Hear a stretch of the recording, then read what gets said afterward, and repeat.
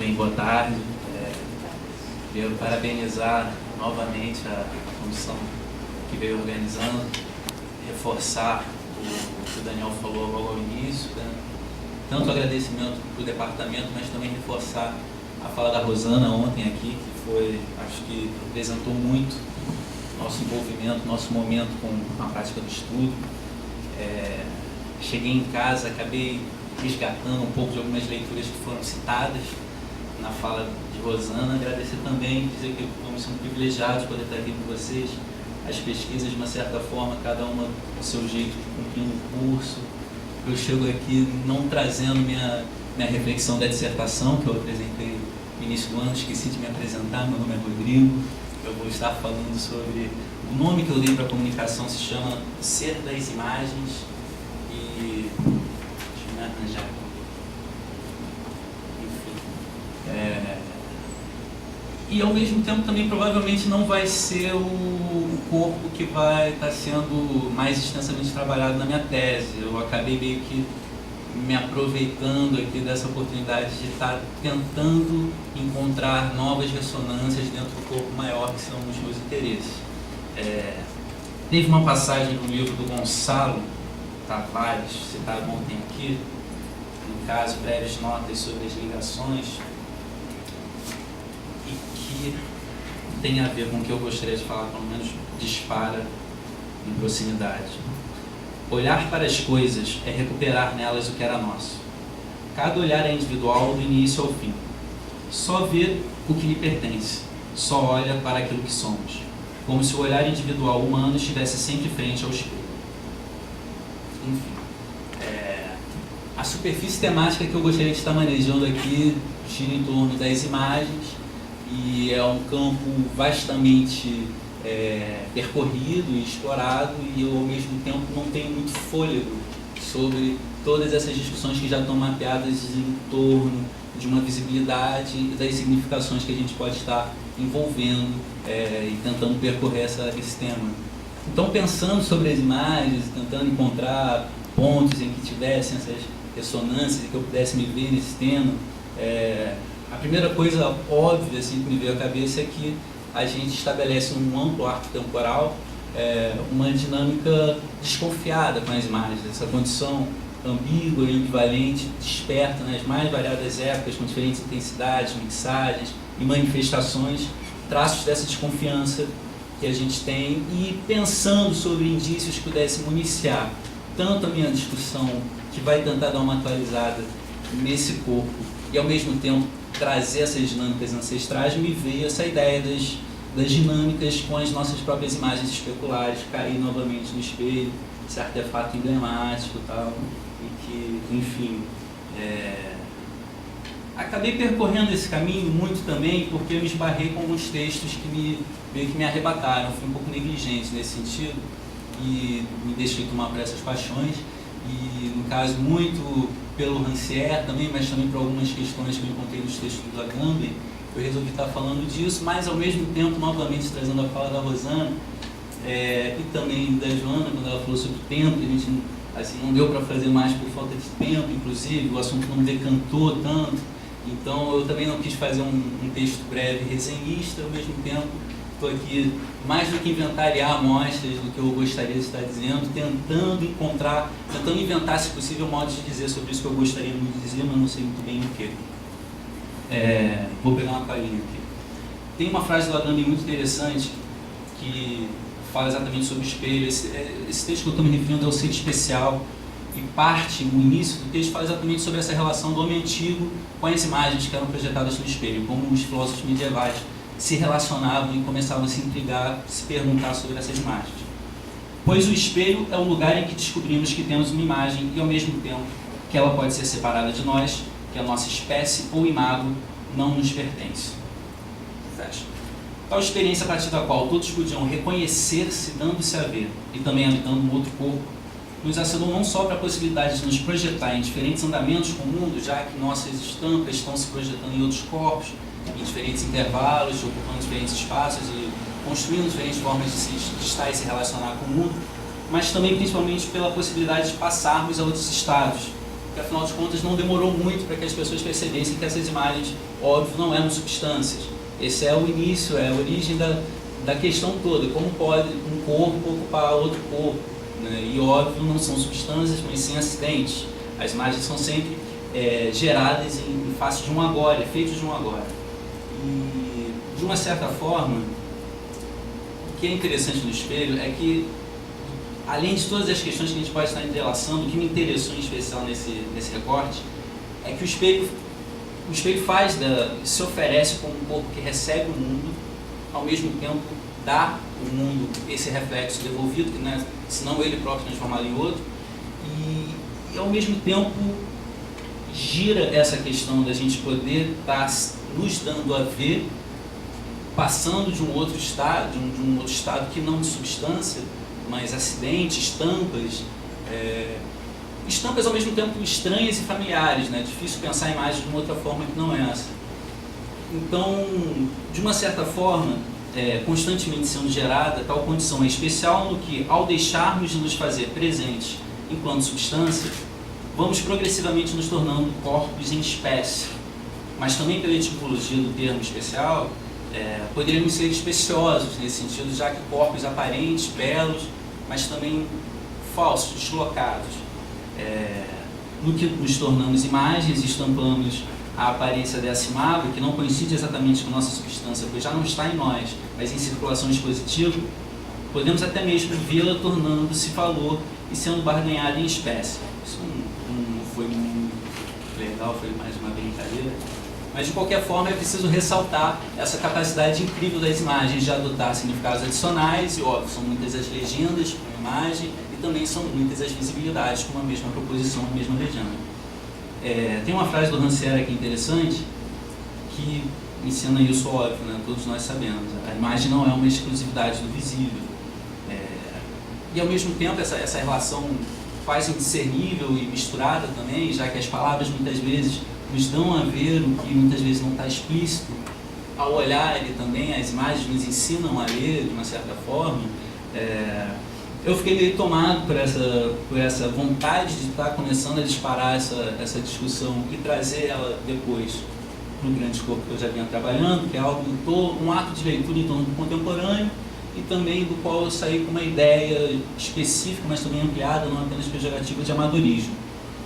Então, enfim, por esse ângulo de relações entre o que é objetivamente observável e o que é subjetivamente elaborado, podemos notar que, entrelaçadas nessa estampa ao mesmo tempo estranha e familiar, temos a geração potencialmente inesgotável de sentidos e a instável presença bruta desses quase corpos. Não nos estenderemos aqui demonstrando conceituados estamos ou não num amplo campo de discussão mapeado em termos dos modos com que relacionam-se uns aos outros, o dizível e o visível, o visível e o invisível, as palavras e as formas. Nessa discussão toda das imagens na contemporaneidade, eu sei que às vezes é uma discussão muito inflacionada, gera uma resistência, incomoda muito, mas assim, no que eu tento rastrear, criar condições de rastrear indícios pelos quais as nossas relações com as imagens vêm sofrendo deslocamentos na contemporaneidade, acho que é muito importante não relativizar o papel do suporte.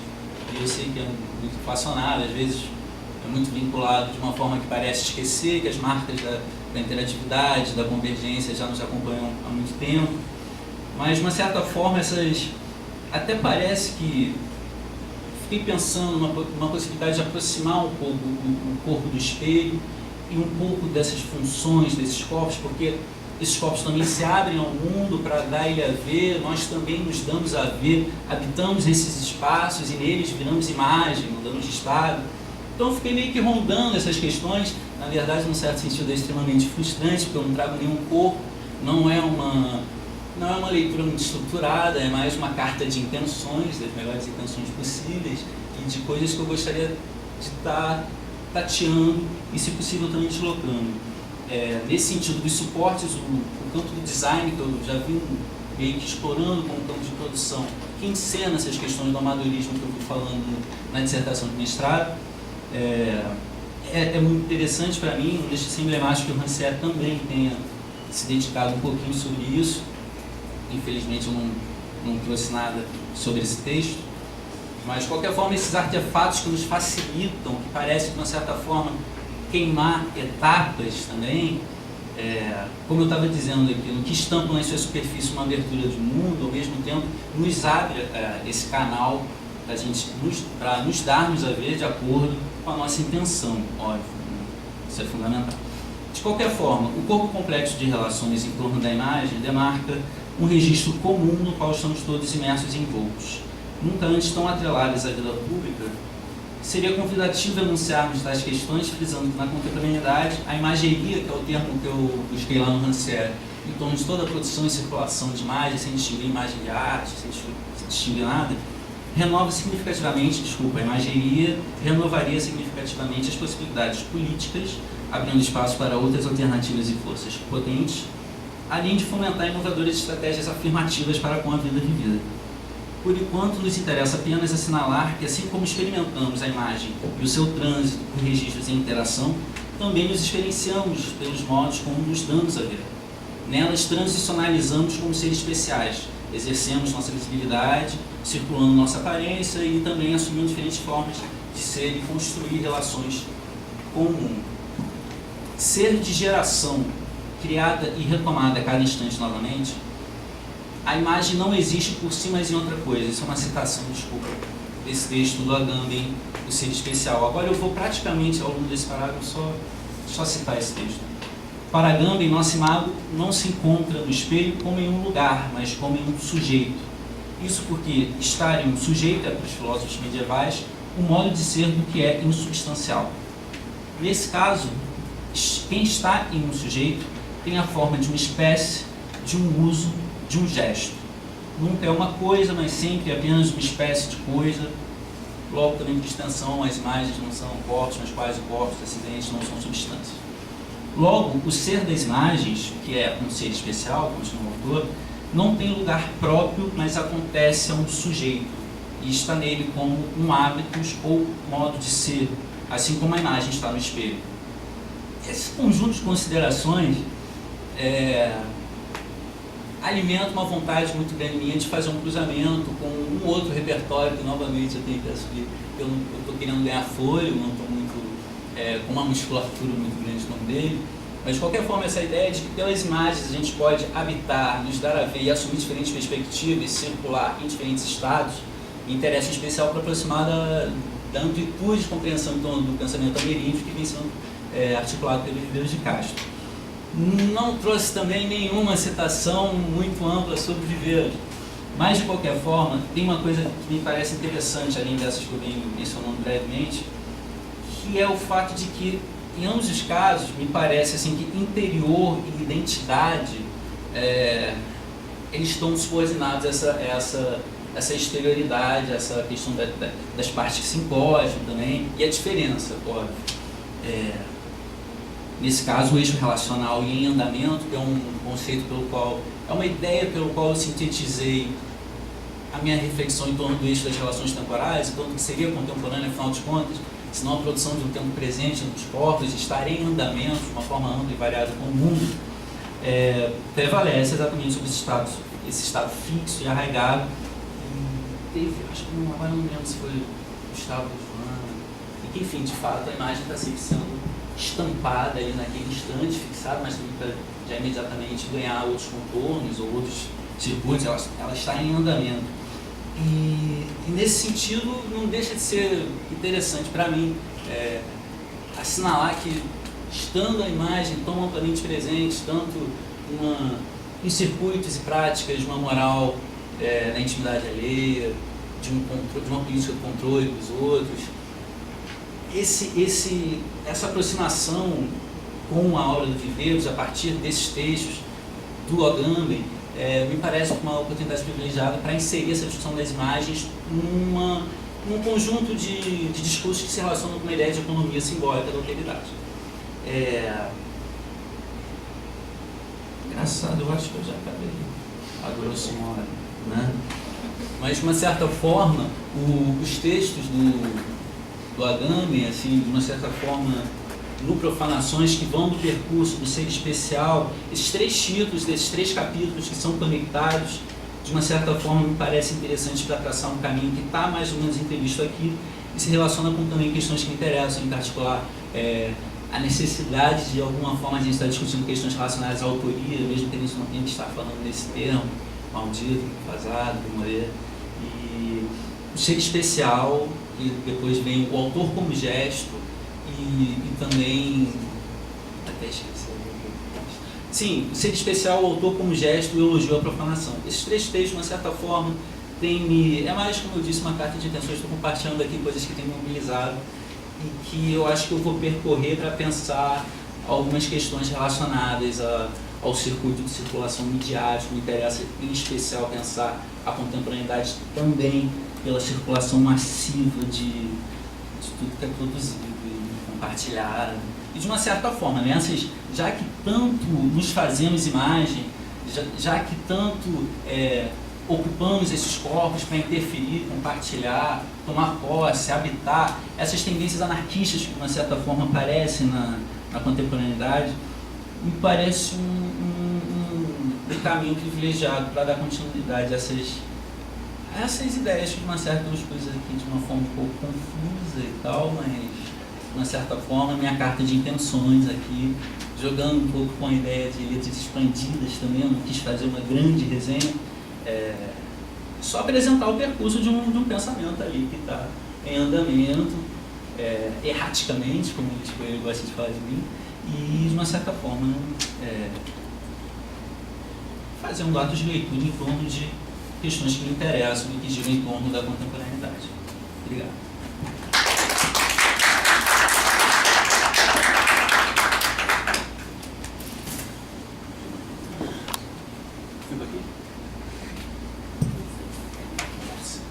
Bem, gente, vamos dar início então aos debates, às perguntas. Alguém tem alguma questão para colocar? Bem, então eu vou iniciar, tirar a timidez um pouquinho. Vou pedir, por favor, para quem for perguntar, por favor, se apresentar, nome e instituição. Bem, meu nome é Daniel, eu sou aqui da PUC.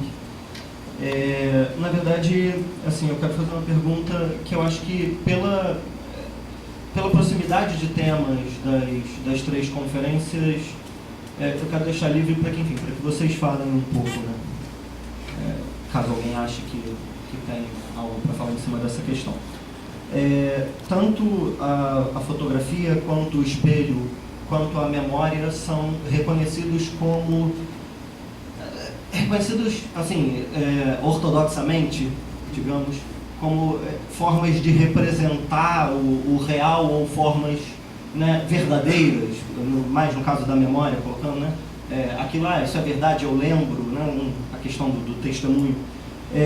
E, na verdade, acho que o Gustavo fala muito disso, mas o Rodrigo também fala quando coloca a questão do olhar individual enquanto mediador dessa questão da fotografia e também da memória, né? Então, eu queria que, na verdade, vocês falassem um pouco sobre como que essas imagens funcionam dentro dessa ideia de um local de anunciação e não de uma representação estrita do real. E aí, puxando, na verdade, para algumas questões que você colocou, Gustavo, das distorções do foco ser mais sharp ou mais doce, da questão da foto com pose ou da foto tirada amplamente, enfim, como locais da própria lomografia, como uma representação, como uma tecnologia para fotografia que não está ligada a uma representação do real. E aí, indo mais em direção ao que a Joana estava falando, se você acha que, Joana, na exposição que você mostrou as imagens, se você acha que o espelho funcionaria como uma colocação do espectador como parte daquele momento na exposição, enfim, como que você vê essa relação do espelho com as imagens de fotografia ou do vídeo nessa exposição?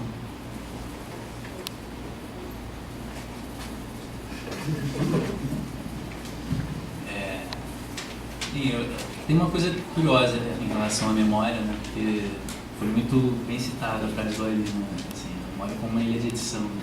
Também nesse caso, apesar da gente poder botar a mão no fogo de que aconteceu assim, pelo menos pelas nossas experiências, inclusive de discussões conjugais, muitas vezes a gente vê que essa edição é sempre tendenciosa, né? Mas assim, no que diz respeito de uma certa forma, as imagens poderem ser um espaço privilegiado, não sei se nesse sentido você atrelou diretamente ao espelho, de forma de protagonismo, e pelo recorte que eu tentei dar, assim, das imagens como quase corpos em que a gente habita, e óbvio, que podemos estampar nossa presença para além de nós e pôr essa visibilidade e aparência em circulação, acho que faz todo sentido. A gente habita esses corpos, de diferentes formas produzimos, compartilhamos, acessamos, tomamos posse, e exatamente estamos colocando em circulação que as imagens são, sim, carregadas de muitas legendas e significados adicionais, também essa nossa curadoria, às vezes de uma forma até que possa parecer meio banal, não sei, o Instagram de uma pessoa, né, ampliando com mais outras coisas dela, existe discursividade sendo colocada ali, por mais que de uma certa forma possa parecer que eu esteja trabalhando mais com, não sei, incertezas expressivas, mas assim, eu acho que as imagens são sim um registro privilegiado para a gente estar se dando a ver, tomando perspectivas diferentes, ao mesmo tempo organizando um discurso que, de uma forma ou de outra, é nosso e também compartilhado por outros.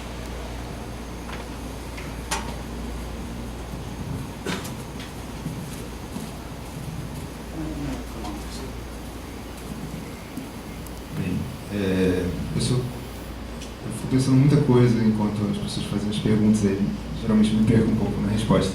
Enfim, eu acho que a palavra que me passou um pouco pela cabeça quando eu estava ouvindo as duas outras apresentações é um problema, uma questão, talvez fosse de reconhecimento. Eu acho que como de se reconhecer, talvez essa seja uma palavra que a gente possa pensar alguma coisa a partir disso.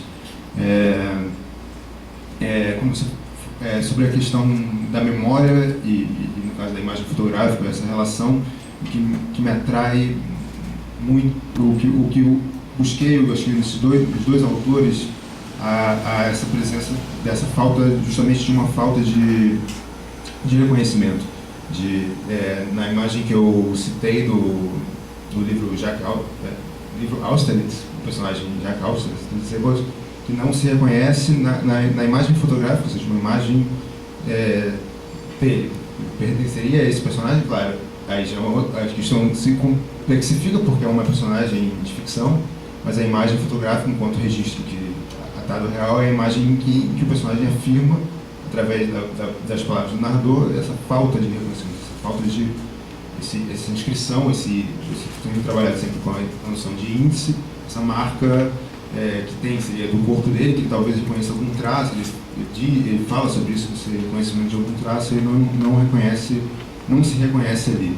E acho que isso se reitera um pouco no Valente Xavier, quando ele, nesse livro de memórias, em que vai buscar um momento específico da morte da mãe, da relação com a mãe, as imagens todas fotográficas, de registros fotográficos, são imagens de pessoas fantasiadas, que não são, ou seja, uma imagem que é uma representação de si mesmo, e que talvez, aparentemente, o que se tira dali é que aquelas imagens nunca são suficientes para ele buscar esse passado. Tinha mais alguma coisa que eu queria falar? Tem algum ponto da pergunta que você queria lembrar de mais uma coisa? Além disso, eu falei da questão da nomografia, das tecnologias de afastamento dessa noção de fotografia enquanto real, né? Ah, sim. Retornando a questão que você tinha falado das alterações de foco, sim. pixelagem. Sim. Aí eu parto muito de um interesse meu mesmo, assim, acho que uma coisa que sempre particularmente me instigou em fotografia, sempre aquela fotografia, há uma fala que está um pouco no Barthes, na Câmara Clara, quando ele fala que há alguma coisa, algum desvio ali na fotografia, algum defeito, talvez buscado propositalmente, não sei se seja tão interessante, mas acho que justamente aquilo que está no erro mesmo, ou seja, mais o que marca a presença da fotografia enquanto registro de um aparato fotográfico que é parcial, dentro daquela imagem que se constitui da fotografia com essa apreensão real que se aprofunda mais ainda no cinema, só que o cinema vai para um outro caminho, né? Vai disso para além e quebra com essa noção, mas ainda se insiste um pouco, né, no discurso, em algum discurso de documentário, mas que já há muito tempo já se discute, já se quebra por outros caminhos. A noção que a gente podia buscar aqui também para mim, que eu não tenho usado muito, mas que seria interessante, seria de fabulação, enfim. Vou passar a palavra. Bom, agora que eu já falei, eu fico mais calma, né? Sempre injusto isso, né? Mas, enfim, você está falando da fotografia e de uma forma, eu trabalho com isso na dissertação, aí você citou essa coisa da fabulação, né? Porque, para o Barthes, assim, ele, na verdade, começa falando de fotografia, falando primeiro dessa relação com a mãe, que a mãe dele morre, e aí ele vai visitar os álbuns de fotografia, e aí, a partir daí, surge a Câmara Clara, que eu acho que tem essa relação com o que você falou, esse texto inteiro, que você citou, essa relação da perda da mãe. E para ele, de alguma forma, assim, essa fotografia é sempre um encontro com o passado, mas um passado melancólico, algo que se perdeu, isso foi bartesiano, né? A prova que aquela coisa que a fotografia mostra aconteceu, um índice de algum evento, de acontecimento, que não pode ser negado.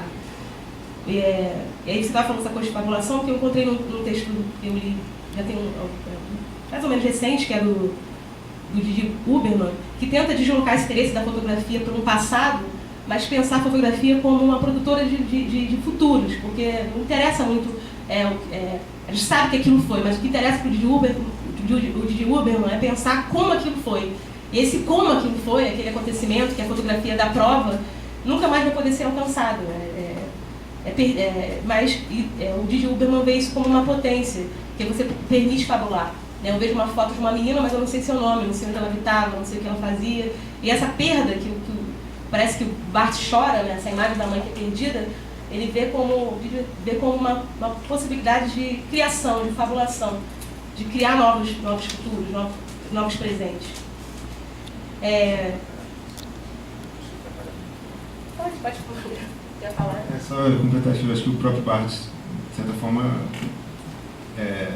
percebe isso quando ele justamente vai produzir todo um livro em torno de uma fotografia, toda uma reflexão a partir daquilo, e eu fazendo um pouco o que eu fiz sem querer aqui, né, a partir de uma imagem que ele não deixa mostrar, mas tudo é produzido a partir daquele...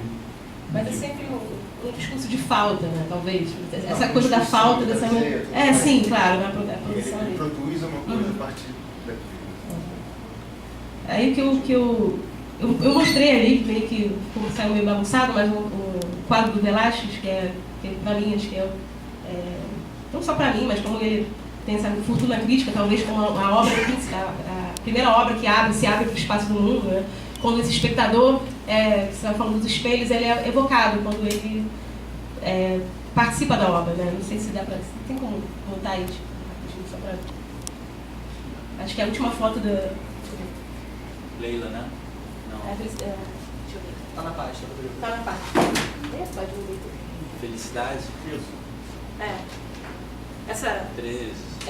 Esse trabalho do Velázquez, porque o Foucault fala nesse livro, As Palavras e as Coisas, sobre esse quadro, é o último, como que se abrindo para o mundo, né? Talvez ele cita como a obra que, na história da arte, que vai marcar a transição desse espaço fechado da pintura, fechado desses personagens, né, que estariam ali habitando esse ar de pintura, esse espaço feito de pincel, a tinta, e essa obra marcaria essa abertura, porque eles estão olhando para fora, né, buscam uma cumplicidade, ela devolve o olhar, funcionaria de alguma forma como um espelho. Acho que o Gombrich fala dessa obra assim, como essa eminência da obra que sai do seu espaço fechado e vai para o mundo. E aí eu quis, na verdade, trazer esse trabalho para pensar justamente essa questão do espectador, do participador na obra da Leila Dante. Né? Quando a gente entra na exposição e a gente fica diante desses espelhos, a gente está na obra, né? Está dentro, está sendo refletido o tempo inteiro, participando dali. E aí é como se a obra de alguma forma também te capturasse, né?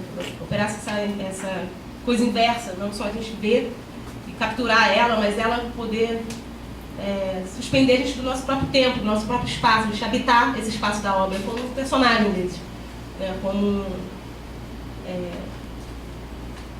viver, habitar a obra mesmo, participar desse espaço, que é um espaço que então separado, né? O espaço da arte, o espaço da vida, como que esses dois espaços na arte contemporânea eles se misturam, ficando quase separados, né? E acho que a função dos espelhos nesse trabalho da Leila tem muito a ver com isso, de permitir essa entrada, assim, de uma forma metafórica, talvez, mas era isso. Não sei se eu respondi isso e acabei me enrolando mais. Gente, só pedir para todo mundo fazer as perguntas no microfone pela questão da captação do áudio. Oi, Joana. Eu sou Flávia, aqui do doutorado, aqui do CUP mesmo. Eu só queria fazer uma observação, que você está falando da inserção da obra, da nossa inserção da obra. Esse quadro do Velázquez tem uma dimensão que a gente perde no PowerPoint, no computador, que é a monumentalidade dela. Ela tem, eu não sei ao certo, mas eu acho que é 2,80 por 2 metros de largura. E quando a gente está de frente para ela, a gente parece que está dentro. A gente participa do quadro. Era só essa observação que no computador, às vezes, a gente perde a noção dessas coisas. Eu queria só falar uma coisa. Obrigada. E, na verdade, na hora do nervosismo ali, eu não esqueci de agradecer, porque o Alberto Pittar, esse artista que produziu esse vídeo, né, ele é paranaense, eu escrevi para ele, assim, porque ele entrou em contato com a organização do evento aqui, e aí eu peguei o e-mail dele através da Adriana e escrevi para ele, e foi super querido, assim, que ele me enviou um vídeo inteiro, é um vídeo que está só na Bienal. Ele pediu assim, não reproduz, não repassa, mas você pode mostrar o trabalho, então assim, queria registrar esse agradecimento, porque ele foi super, assim, solidário até a minha pesquisa, tentativa de dialogar de alguma forma com o trabalho dele, e era isso, assim. Então, fazer uma pergunta a partir desse vídeo. É uma questão que eu nunca pensei muito a fundo, mas sempre que nesse campo da videoarte, eu vejo que é uma reiteração da captação, da reprodução, na verdade, não necessariamente da captação, da imagem em tempo alterado. Eu não sei se, eu queria saber se você pensou alguma coisa mais a fundo sobre isso. É uma constante na grande maioria das obras que a gente vê expostas por todo lado, é essa ideia da alteração do tempo, de uma imagem, muitas vezes em câmera fixa, também é uma coisa que se repete muito, e essa imagem, normalmente, a maioria das vezes, na verdade, em câmera lenta, é até mais comum, pelo menos o que eu conheço, é bastante comum isso, de buscar esse outro tempo, outro olhar a partir dessa alteração da imagem, uma imagem que às vezes tem até um certo teor, talvez, fotográfico no sentido dessa imagem fixa, que se atém a um detalhe e aí altera a velocidade normal da corrente do acontecimento. E outra coisa que eu queria perguntar é se você pensou alguma coisa a respeito do som desse filme, que muitas vezes a gente tem essa tendência normal, né, de caminhar a imagem, e a maioria dessas obras também, nem sempre, mas tem muitos que são audiovisuais, né, assim. E aí eu queria, na verdade, assim, são coisas que eu penso por alto, mas eu nem tenho ideias fechadas a respeito, mas que seria legal de repente ouvir o que você pensar. Na verdade, o que me moveu mesmo a falar sobre esse trabalho, que me pareceu uma grande natureza morta em movimento, né? Que é esse vídeo do Roberto. E aí eu lembro que uma vez eu estava na graduação e a minha professora, que foi minha orientadora, Maria Berbara, mostrou essas imagens, e eu falei assim, parece não sei, parece que eu vejo todo o tempo passando ali. Eu disse, não, Joana, naquela época me repreendeu, não, aqui não tem ainda tempo. Talvez nas naturezas mortas do Caravaggio, que tem a coisa das frutas apodrecendo, aí você vê a passagem, a representação dessa passagem do tempo, mas ela pediu para eu tomar cuidado. E aí quando eu vi esse vídeo, a primeira vez que eu vi, não, agora sim, agora eu achei a natureza morta, que tem tempo impresso ali. Aí você falou dessa coisa da velocidade, né? É uma técnica que é a hipervelocidade, né? Que acelera a passagem do tempo. E o que eu acho que me impressionou, na verdade, assim, é que essas mudanças, elas são quase imperceptíveis ao olho, assim, já que é hábito, a gente vê, quer dizer, está vivendo e a gente não fica parado uma hora esperando, percebendo essas mudanças de luz, de desenhos que você vai fazendo na tua casa. Assim, são coisas que eles passariam despercebidos, coisas que seriam invisíveis, na verdade. E como que o vídeo, a aceleração desse tempo, permite que isso se torne visível. Cria esse campo de visibilidade que não existia anterior à obra. Assim. Por mais que a gente saiba que vai mudar, que a paisagem vai mudar, que a luz vai passar do lado de fora, que isso acontece, a gente não vê, não é uma coisa que a gente para ver. O hábito mesmo meio que mecaniza essa relação com essa passagem do tempo, e acho que eu encontro isso nesse vídeo. Faz ver de novo, faz parar, dá uma pausa diante dessa passagem do tempo, e por isso que eu acho que eu escolhi. Assim, eu não tenho muito ainda uma leitura um pouco mais técnica disso, porque é o que me escapa, assim, ainda não fiz, assim, que é uma coisa que até é uma obra que está me levando a pensar sobre isso, essa questão do cinema, do vídeo, essas relações, mas ainda não tenho ainda uma ideia fechada sobre isso, né? Mas o que me interessa justamente é essa possibilidade de ver essa passagem do tempo que eu não veria naturalmente. Assim. Aí você tinha falado do áudio. Esse áudio também é produzido pelo Alberto Bittar. Né? Ele faz as fotos, ele edita, e o som também é produzido por ele. E aí como que o som também cria essa outra dimensão da imagem também, né? Porque se fosse uma outra música, provavelmente essa melancolia que eu senti, essas relações de passagens, de transitoriedade, talvez tivesse outro efeito. Né? Então, como a música também trabalha com cria um clima, cria um outro espaço também, que é paralelo a esse espaço visual. E não sei se quer falar alguma coisa.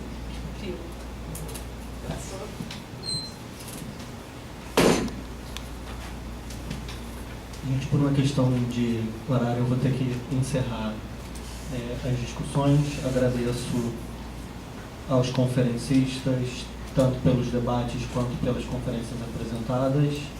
E nós retornamos então às 3 horas para a segunda mesa do dia. Obrigado.